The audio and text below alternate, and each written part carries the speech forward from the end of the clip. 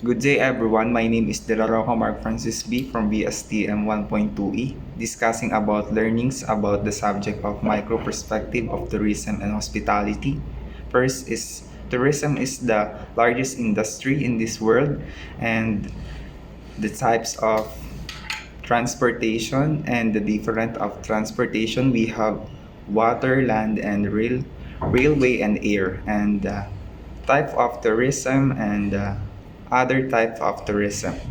And the history and the development of tourism, we have early medieval period, Renaissance, and 19th century, and the modern. And tourism industry stakeholders, we have.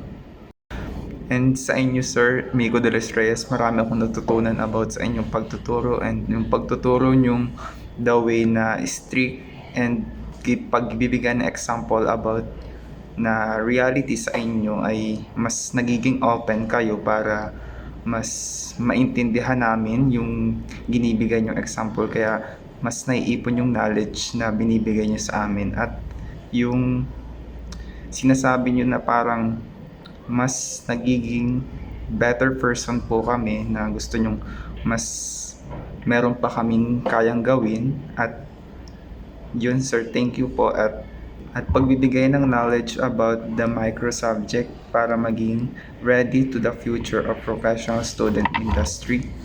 And that's all, sir, thank you.